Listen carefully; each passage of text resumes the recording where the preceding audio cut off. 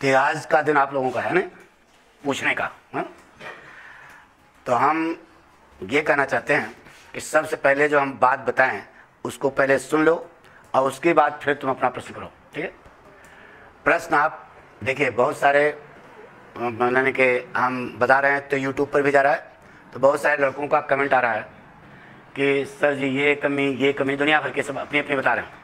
तो आप लोगों के माध्यम से हम उन तक पहुंचाएंगे कि वह सच्चाई क्या है, प्रॉब्लम वो कैसे दूर होगी, ठीक है। पहली बात तो ये कि अब आपका इम्तहान नज़दीक है, तो एक प्लान से आपको पढ़ाई करनी है, ठीक है। प्लान ये है कि देखिए लिखने पर ही तो आपको नंबर मिलेगा। आप महाविद्वान हो, बहुत तेज हो पढ़ने में, लेकिन कॉपी पर आपने लिखा नहीं तो बताइए वहाँ आप खड़े रहोगे आपके विद्वताओं देखने के लिए, तो लिखने पर ही नंबर देगा, ठीक है। बहुत सारे लड़के ऐसे होते हैं कि पढ़ते तो खूब हैं, तैयार भी खूब होता है, मजबूत भी होते हैं, लेकिन परीक्षा में नंबर कम आता है।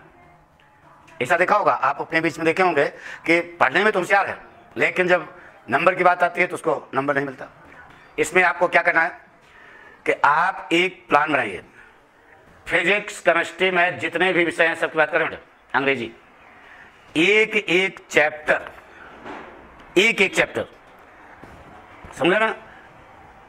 रोज जो है आप अभ्यास करने की प्लानिंग बनाओ।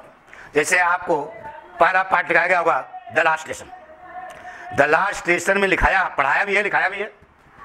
जो बाहरी लड़के हैं वो अपना यानी कि उससे लिए क्या नाम है कोर्स लिए हैं, समझ ना, PDF वगैरह जो है सबसे। तो एक एक पाठ समझ करके, ऐसा नहीं कि अंधे मार के लिखते रहो, क्या लिख रहे हो पता नहीं है, समझ करके रोज लिखने का अभ्यास करो, एक एक पाठ बस, भड़बड़ाओ नहीं।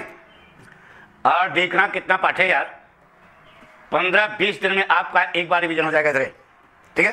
15-20 दिन में एक बार पूरे पाठ। लड़का कहता है गुस्सा जी रटते हैं, लेकिन लिखते समय क्या कर जाते हैं, भूल जाते हैं। तो कैसे नहीं भूल जाओगे, रटे तो हो लेकिन लिखे तो है नहीं, लिखे नहीं हो तो कलम खड़ी हो जाएगी, पक्का है कलम खड़ी हो जाएगी। इसलिए आपको हम ये सलाह देते हैं कि पाठक न बनो, आप पाठक का अनुभव आप उसका यूज करो बेटा। एक पाठ जैसे the last station, last spring, एक एक दिन एक एक पाठ।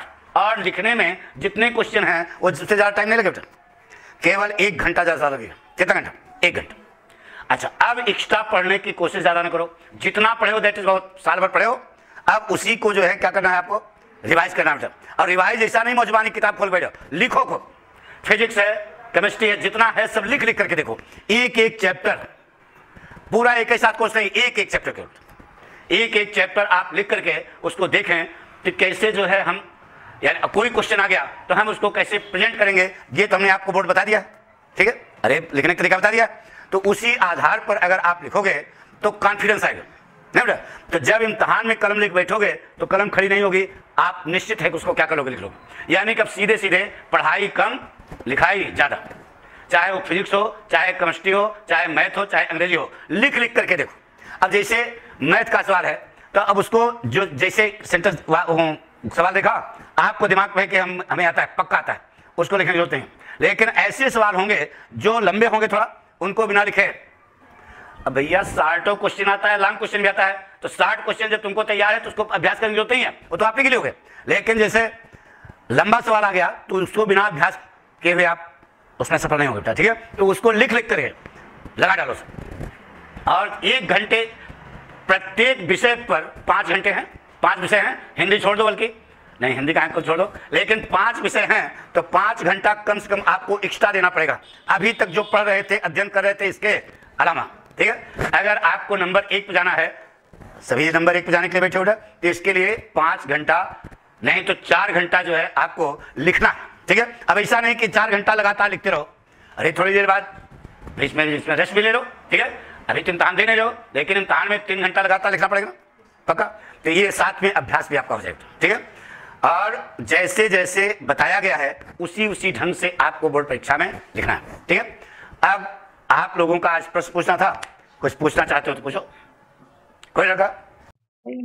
सर मेरा नाम प्रिया है और मैं सरदार पटेल एकेडमी स्कूल से हूँ। मेरा क्वेश्चन ये है कि जब एग्जाम आते हैं जो सिनोनिम्स होते हैं, एंटोनिम्स, ये इतने सारे, मतलब इसको कैसे याद रखा जाए? देखिए बेटा, विद्वान बनने के लिए तो याद करना पड़ेगा। अगर आप विद्वान बनना चाहते हो तो याद करना पड़ेगा, लेकिन परीक्षा की जहां तक बात है, इसके लिए आपको हम बताएं कि जितने तुम्हारे पास किताब होगी, किताब में ज्यादातर जो पूछे गए हैं, ज्यादातर जो उस किताब के आगे लिखा रहता है बेटा, उनको तो जरूर पढ़ा लो, ठीक है। बाकी तुम पूरा कोर्स तो रटता रहो, ये तो बेस्ट है। लेकिन सरल तरीका यह है कि जितना ज्यादा से ज्यादा आपका पूछा है, बार बार जो रिपीट होता है पढ़ डालो, आपकी परीक्षा में आ जाएगा, ठीक है। हेलो सर, मेरा नाम नंदिनी सोनी है और मेरे स्कूल का नेम चाचा नेहरू बालिका इंटर कॉलेज है। सर मेरा क्वेश्चन आपसे ये है कि जैसे स्कूल में बताया जाता है कि एप्लीकेशन के आगे टू नहीं लगता है, एप्लीकेशन में टू लगता है बट उसमें कॉमा नहीं लगता है। और आपने अपनी हर एक वीडियो में बताया है कि टू के आगे कॉमा नहीं लगेगा, तो अब हम क्या करें जिससे मेरा गलत ना हो। प्रश्न आपका सही है बेटा, प्रश्न आपका सही है बेटा।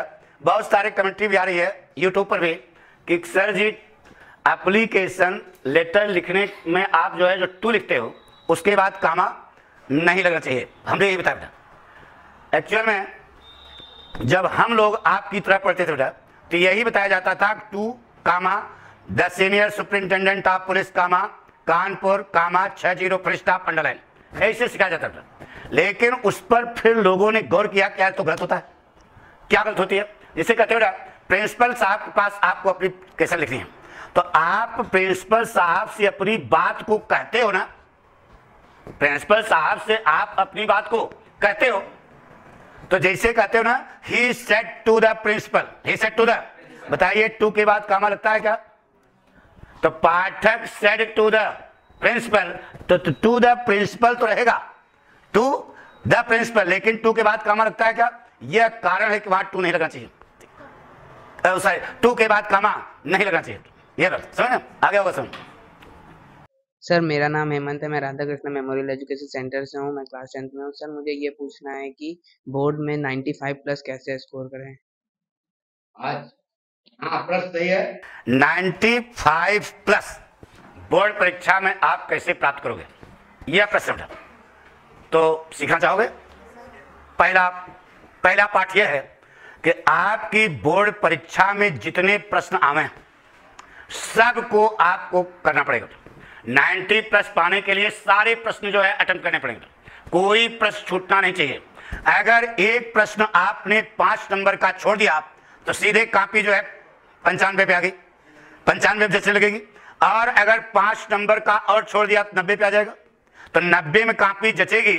उसे अंग्रेजी है, लिटरेचर है, तो साहित्य में नंबर पूरे नहीं मिलते, कुछ न कुछ करते हैं। वैसे आजकल मॉडर्न फैशन में नंबर मिल रहा है, लेकिन सच्चाई है कि साहित्य कितना भी अच्छा हो, कितना भी अच्छा आप लिखो, आपसे भी अच्छा कोई लिख सकता है।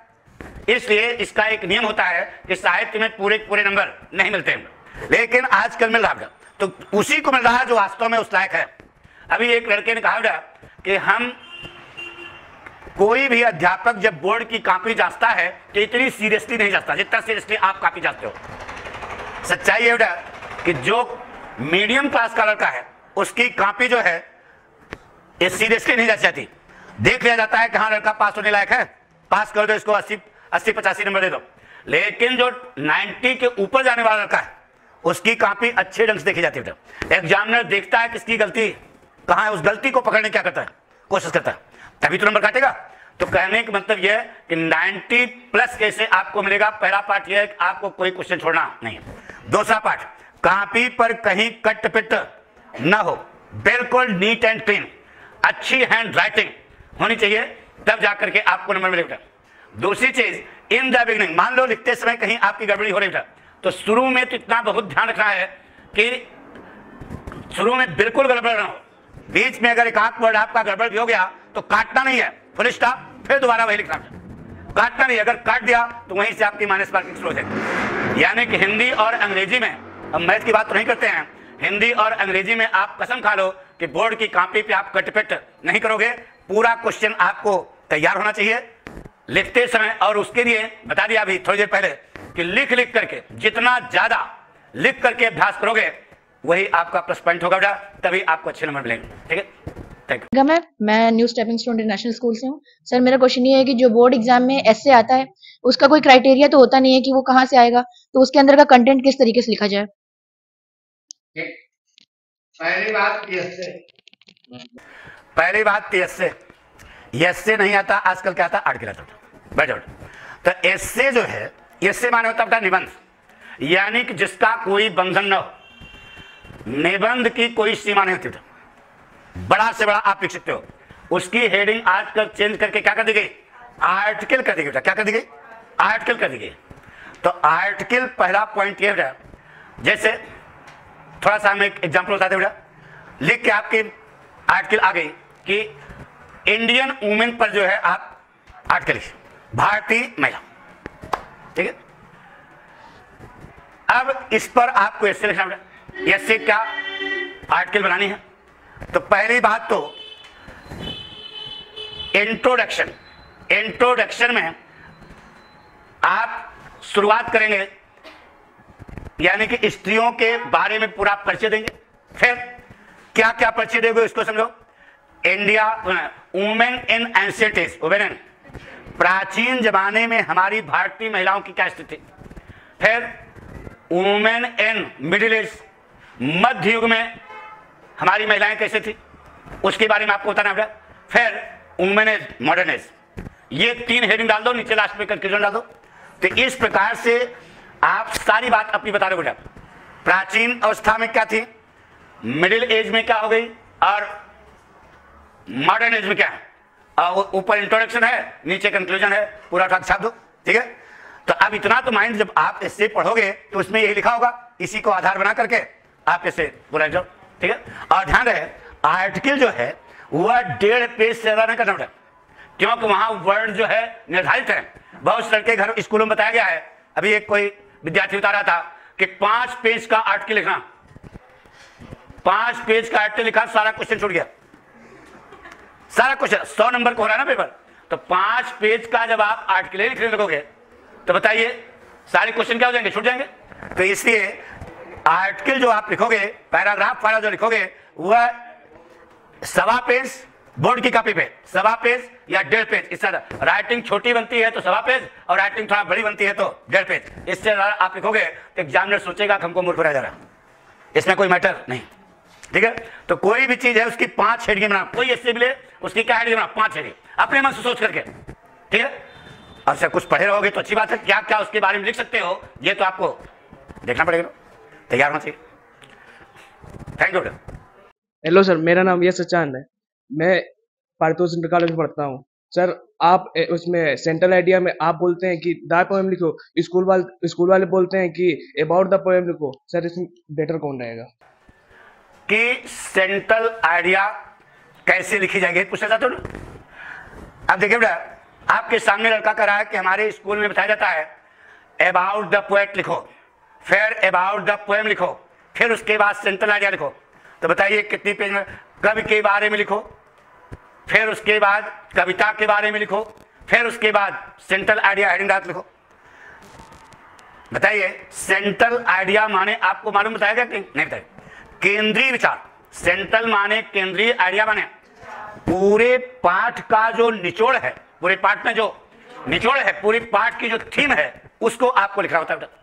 वहां कवि के बारे में नहीं पूछा जाता बेटा, वहां पर कविता के बारे में, कविता की क्या थीम है, कविता आपको क्या सिखा रही है, इसको प्रस्तुत करना होता है बेटा। तो सेंट्रल आइडिया जो है 4 पेज की नहीं होनी चाहिए, नहीं तो about the poem, about the poet, फिर उसके बाद सेंट्रल आइडिया, नहीं, आपको सीधे सीधे उस पार्ट, देखिए बेटा सबका अलग अलग है, से हेडिंग, प्रेसेस, सेंट्रल आइडिया, सब जो है अलग अलग हेडिंगे हैं, उसको समझो। सेंट्रल आइडिया माने होता है केंद्रीय विचार, यानी कि पूरे कविता का जो मूल है, यानी कि वो पूरी कविता आपको क्या बताना चाहती है, इस बात को वहां लिखना होता है, ठीक है। क्रिटिकल अप्रिसिएशन, उसका अप्रिसिएशन नहीं लिखना होता, यानी कवि के बारे में लिखो, कविता के बारे में लिखो, ऐसा नहीं, केवल उसका मूल थीम क्या है यह आपको लिखनी होती है, ठीक है। तो इसलिए वह केवल सेंट्रल आइडिया हमने जो बताया वैसे ही है। आंसर अच्छा था, जितने भी आपके पास किताबें हैं कहीं पर about the poet, about the poem, फिर सेंट्रल आइडिया ऐसा कहीं लिखा है? नहीं लिखा बेटा, केवल सेंट्रल आइडिया हेडिंग डाल करके 4-5 लाइन में आपको सेंट्रल आइडिया बताई जाती है बेटा, उसी वही सही पैटर्न है, उसमें ज़्यादा खींचने की जरूरत नहीं है, ठीक है। अच्छा, कुछ लड़के कहते हैं कि सेंट्रल आइडिया के नीचे पाठक जी कोटेशन लिखाते हैं। कोटेशन आप किसी का भी लिख सकते हो बेटा, संस्कृत का आता है, हिंदी क्या आता है या अंग्रेजी का आता है, कोटेशन लिख देना, क्योंकि उस कोटेशन से क्लियर होगा कि जैसे द आन जेनिफर टाइगर वाला पार्ट पढ़ाया, उसमें एक कोटेशन लिखा है, शेक्सपियर की लाइन है, फेल्टी दाई नेम इज वुमेन, तो वही तो बताया गया उसमें, फेल्टी दाई नेम इज वुमेन, यही सिखाया गया। तो इसका मतलब यह है, अब उस संस्कृत में अगर आपको लिखना है, जैसे कहीं बताया होगा कि अभिवादनशीलस्य नित्यम वृद्धोपसेवना चत्वारित्र वर्धन्ते आयु विद्या सुवरम, तो गुरुजी संस्कृत लगा दिया इसमें अंग्रेजी में, तो गुरुजी मान लो अध्यापक नाराज हो जाए? नहीं बेटा, बिल्कुल नाराज नहीं होगा, क्योंकि आपको बताएं बेटा कि डॉक्टर यश राधा कृष्णन नाम सुना होगा, उन्होंने एक, अरे अपने यहाँ दूसरे राष्ट्रपति थे यार, उन्होंने एक पाठ लिखा वुमेन्स एजुकेशन, क्या उसमें उन्होंने पूरा का पूरा संस्कृत का श्लोक लिखा था, पूरा श्लोक है, पुरा कल्पेश नारी नाम मंदिरा वंदना निश्चिता अध्यापनांच वेदानाम गायत्री विसंत था। पाठ अंग्रेजी का है लेकिन लिखा उन्होंने किसने? संस्कृत। अब बताइए कि वह राष्ट्रपति हैं, उन्होंने लिख दिया तो यार तो बहुत बड़ा विचारक था, और हम लिख दिए तो मूर्ख है क्या?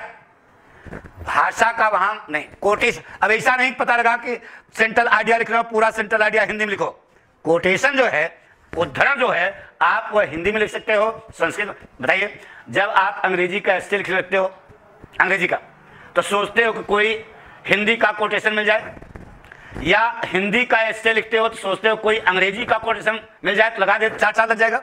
तो वही फार्मूला भाषा है, तो आप अंग्रेजी में सेंट्रल आइडिया लिख रहे हो, लेकिन कोटेशन अगर आपको हिंदी की याद है या संस्कृत की याद है तो आप उसका इस्तेमाल कर सकते हैं।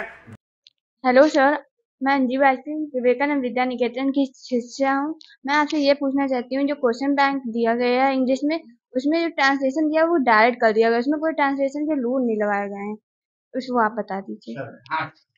प्रश्न यह है कि जो क्वेश्चन बैंक मार्केट में घूम रही है, उसमें बिटिया ने पढ़ा हिंदी से अंग्रेजी वाला ट्रांसलेशन, तो देखा कोई नियम ही नहीं लगा।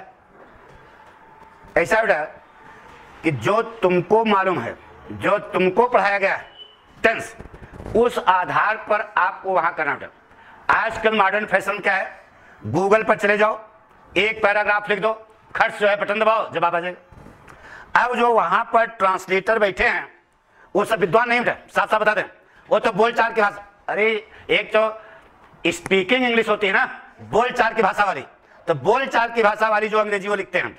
आपको ट्रांसलेशन पूछा गया है, यानी कि जो नियम कानून है उसके आधार पर आपको क्या करना है, ट्रांसलेट करना नहीं है। ऐसा नहीं कि यू ओपन द डोर, अरे भाई ओपन द डोर जब हो गया तो यू ओपन द डोर लगाने की क्या जरूरत? हाँ नहीं, अभी हमने भी देखा बेटा, हमने भी देखा कि विद्या, या नाम नहीं लेंगे किसी का नाम नहीं लेंगे, क्वेश्चन बैंक समझ लो, उसमें जो है जो ट्रांसलेशन दिए गए हैं उनका कोई सिर पैर का पता ही नहीं। दरवाजा खोलो तो लिखा है यू ओपन द डोर, जबकि होना चाहिए क्या, ओपन द डोर। तो इस प्रकार से वहां पर गलतियां मिली हमको। तो आपको यह बताना है कि जो आपको आता है बेटा, जो ट्रांसलेशन पाठक ने आपको सिखाया है, उस आधार पर आप जो है करेंगे, ठीक है, तभी जाकर के स्कोरिंग होगी, अच्छा होगा। नहीं वो तो बोलचाल की भाषा है, गूगल पे चले जाओ, एक स्टेंजा लिख दो और कह दो उसकी हिंदी, तो खर्च जो है, तो बोलचाल की भाषा। तो सर मैं माही वाजपेयी और मेरे स्कूल एसवीएम इंटर कॉलेज। मेरा क्वेश्चन है कि जो आंसर सीट है उसमें क्वेश्चन लिखना है कि नहीं लिखना है? क्वेश्चन लिखने में बहुत ज़्यादा टाइम चला जाएगा कि नहीं लिखना है? हाँ देखिए बेटा, आपका प्रश्न है कि पेपर जो आया उसका जवाब देते समय हम क्वेश्चन लिखें कि ना लिखें, यह प्रश्न। अब आप स्टूडेंट हो, थोड़ा सा दिमाग चलाओ। देखो बेटा, पेपर जब आता है तो जैसे अंग्रेजी का क्वेश्चन है बेटा, 60 क्वेश्चन आपको करना है, तो 60 क्वेश्चन आपके 2 आते हैं, उसमें से एक करना होता है। कौन से प्रश्न का जवाब आप वहां लिख रहे हो ये तो मालूम होना चाहिए अध्यापक को, जो कॉपी जाता है उसको। जब ये सिस्टम एक अच्छा क्वेश्चन लिखने में आपको ज्यादा टाइम क्यों नहीं हुआ, ज्यादा टाइम क्यों नहीं हुआ, पूरे यानी कि पेपर का अगर क्वेश्चन आप लिखोगे तो ज्यादा से ज्यादा जो है 10 मिनट लगेगा उसमें, सारे पेपर का 10 मिनट लगेगा। लेकिन उतना बचाने के लिए आप पूरा अपने उत्तर का प्रेजेंटेशन के लिए बांटोगे। यानी प्रस्तुतिकरण क्या होना, यह आपका प्रश्न है, यह मेरा जवाब। यह सामने बिल्कुल एग्जामिनर को होना चाहिए था। भाई 2 क्वेश्चन हैं, कौन से क्वेश्चन का आप उत्तर वहां लिख रहे हो, यह तो क्लियर होना चाहिए ना। तो क्वेश्चन जब तक आप उतारोगे नहीं तब तक एग्जामिनर कैसे जानेगा कि कौन सा क्वेश्चन आप कर रहे हो, कौन सा क्वेश्चन छोड़ रहे हो, नहीं ना। तो इसलिए हमारी सलाह यह है कि ज्यादा अच्छा प्रस्तुतिकरण यही है कि क्वेश्चन जो है लिखा होना चाहिए, उसमें आपका ज्यादा टाइम किल नहीं होगा। ठीक है, थैंक यू। सर मेरा नाम देवांशु प्रजापति, मैं Radha Krishna memorial education centre से स्कूल में पढ़ता हूँ। मेरे क्लास 10th में जो आप पैटर्न बताते हैं वो आप एसएससी बोर्ड में यूज कर सकते हैं पेपर्स में। प्रश्न ये है कि जो हमने सिस्टम बताया है, प्रश्न है लड़के का यूपी बोर्ड है सीबीएसई, अभी भी कमेंट आया है बाहर से कि आप किसका उतारे, इसका मतलब वो लड़के पूर्णतया मिसगाइड, उनको पता ही नहीं है कि प्रश्न कैसे किया जाता है। यह किसी हम बोर्ड के लिए नहीं उतारे, यह जितनी भी परीक्षा में का यूनिवर्सिटी में जो भी आपका पेपर है सबके लिए पाठक जो सिस्टम बता रहे हैं यही आप करना, तभी जो है अच्छा बना। हेलो सर, मैं हेमंत परियार हूँ आईसीएससी बोर्ड में। सर मुझे एक प्रॉब्लम है कि जब लेटर, नोटिस, ईमेल लिखने का फॉर्मेट बता दीजिए। और सर स्कूल में मैम कहती है कि नोटिस को डिब्बे में बंद करना है और कोई कहता है कि डिब्बे में नहीं बंद करना है। तो सर क्या करना चाहिए? जहां तक करें कि नोटिस को डिब्बे में नहीं बंद करना, तो आपने नोटिस बोर्ड देखा होगा, ठीक है। बोर्ड जो है चौकोर होता है ना, इस कारण से उसको बोर्ड के अंदर किया जाता है। बोर्ड के, अरे तुम कॉपी पे लिख रहे हो तो बोर्ड के अंदर करने क्या जरूरत नहीं समझ। वहां पर जो तुम्हारी कॉपी पे ऐसे बोर्ड बनाया गया होगा, नोटिस बोर्ड होता है ना, तो उस पर लिखा रहता है, हमारी बात सुनो।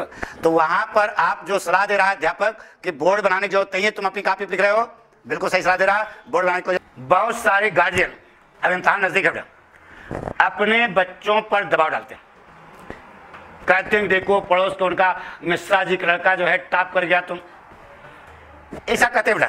तो हर घर की स्थिति यही है, अरे हम उसी से गुजरे हैं यार। ऐसा ना सोचो कि हर जगह यही है कि नंबर अच्छा आना चाहिए। उनका 85 नंबर आया तो हमारा जो है 95 आना चाहिए, हमारे लड़कों का 95, जबकि जब अपना पढ़ते रहेंगे तब 95 नहीं आया होगा। लेकिन पड़ोसी के लड़के के घर 85 आ गया तो हमारे लड़कों का 95 आना चाहिए, ऐसी मानसिकता भर गई। लेकिन ध्यान रहे, ये जो परीक्षाएं होती हैं ये आपके जीवन की दौड़ को निर्धारित नहीं करती। ये जो आप परीक्षा देते हो इससे आपके जिंदगी की दौड़ निर्धारित नहीं होती। यह क्वालिफाइंग स्टेज है बेटा। क्या क्वालिफाइंग स्टेज है? जीवन तो तब आपका आता है जब आप मैदान में उतरते हो, जिंदगी जीते हो। ये अभी आप क्या करो, जैसे कहीं पे जाते हो मैच खेलने, तो क्वालिफाई करते हो तब फाइनल पहुंचते हो। तो क्वालिफाइंग स्टेज अलग होती है, फाइनल अलग होती है। फाइनल वो है, वो जीवन है। तो आपको ज्यादा गार्जियन से भी सलाह है कि बच्चों के ऊपर ज्यादा प्रेशर न डालें, उनको अपने ढंग से करने दें। और लेकिन हाँ, इतनी तो निगरानी रखें कि बच्चा मिसगाइड ना हो। यानी कि उम्र ऐसी है जिसमें लड़का फिसल जाता है हाथ से तो फिर बच्चा हो जाता है बेटा, इतना ध्यान रखना चाहिए। बाकी उसको बस केवल दबाव भी ज्यादा नहीं डालना चाहिए। दबाव डालोगे तो दिमाग पर प्रेशर पड़ेगा, तो देखते होगे, सुनते होगे, अरे उसका रिजल्ट निकला, वो जो है पता लगा कि भैरव घाट भीड़ लगाए पड़े। तो ऐसा भी होता है। तो इसलिए उससे बचने के लिए गार्जियन को यह सलाह है कि वह बच्चों पर ज्यादा दबाव न डालें, उनको अपने ढंग से परफॉर्म करने दें। Thank you.